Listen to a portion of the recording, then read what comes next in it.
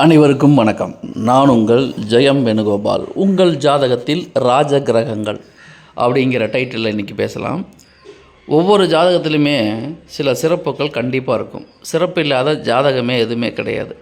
எல்லோரும் பொதுவாக நினைக்கக்கூடிய விஷயம் என்னன்னு கேட்டிங்கன்னா, ஜாதகத்தில் சிறப்பான கிரகங்கள் என்ன இருக்குது, எந்த ஜாதகம் என்னை வாழ்வில் உயர்த்தும், இப்படி தான் பொதுவாக எல்லோரும் கேள்வி கேட்குறாங்க. எல்லாருடைய எண்ணமும் அப்படி தான் இருக்குது. இப்போது ராஜ கிரகங்கள் அப்படின்னு சொல்லப்படுகின்ற கிரகங்கள் உங்கள் ஜாதகத்தில் வலுவாக இருந்துட்டால் உங்கள் வாழ்க்கை தரம் பிரமாதமாக இருக்கும் அப்படிங்கிறதுல எந்த விதமான சந்தேகமும் வேணாம். அது என்ன சார் ராஜ கிரகங்கள் அப்படின்னா, சூரியன், செவ்வாய், குரு, இந்த 3 கிரகங்கள் தான் ராஜ கிரகங்கள் அப்படின்னு சொல்லக்கூடாது. இப்போது இந்த 3 கிரகங்களுமே ஒரு ஜாதகத்தில் ஆட்சியாக, உச்சமாக, மூல திரிகோண வீட்டிலையோ இருந்தாங்கன்னா எந்தவித பாதிப்பும் இல்லாமல் நல்ல நிலைமையில் இருந்துவிட்டால், இந்த 3 கிரகங்களுமே எந்த அளவுக்கு ஒரு ஜாதகத்தில் வலிமையாக இருக்கிறதோ அதை பொறுத்து தான் அந்த ஜாதகருடைய அந்தஸ்து, பொருளாதாரம் இதெல்லாம் இருக்கும் அப்படிங்கிறதுல மாற்று கருத்தே கிடையாது. சரி, உங்கள் ஜாதகத்தில் ராஜ கிரகங்கள் சொல்லப்படுகின்ற சூரியன், செவ்வாய், குரு எப்படி இருக்காங்க? சூரியன் எப்படி இருக்கார், செவ்வாய் எப்படி இருக்குது, குரு எப்படி இருக்காங்க? இந்த மூவருமே இருக்கக்கூடிய நிலைமையை பொறுத்து தான் உங்களுடைய அந்தஸ்து இருக்கும் அப்படிங்கிறத நம்ம ஈஸியாக சொல்லிடலாம். இப்போ அரசாங்கம், அரசியல் இதில் மிகப்பெரிய பதவியில் இருக்கவங்களுக்கு எல்லாத்துக்குமே இந்த 3 கிரகங்களுமே நல்ல நிலைமையில் இருக்கும்.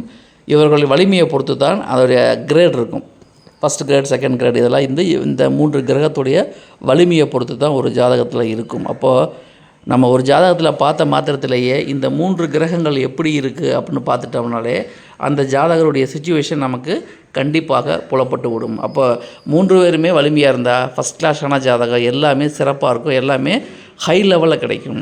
2 பேர் சிறப்பாக இருந்தால் அதுக்கு தகுந்த மாதிரி, ஒருத்தர் சிறப்பாக இருந்தால் அதுக்கு தகுந்த மாதிரி. ஆக உங்கள் வாழ்க்கையை தீர்மானம் செய்வதில் ராஜ கிரகங்கள் முக்கிய பங்கு வகிக்கிறது அப்படிங்கிறத நம்ம தெரிஞ்சுக்கிட்டாலே போதும். இதில் இந்த 3 விதத்தில் உங்களுக்கு யாராவது யோகியாகவோ கர்ணநாதனாகவோ வந்துவிட்டால் நிச்சயமாக மிகப்பெரிய ஏற்றமான வாழ்க்கை உங்களுக்கு காத்திருக்கிறது அப்படிங்கிறதுல சந்தேகமே வேணாம். பொதுவாக ராஜகிரகங்கள் வலிமையாக இருந்தாலே அது மிகவும் நல்லது.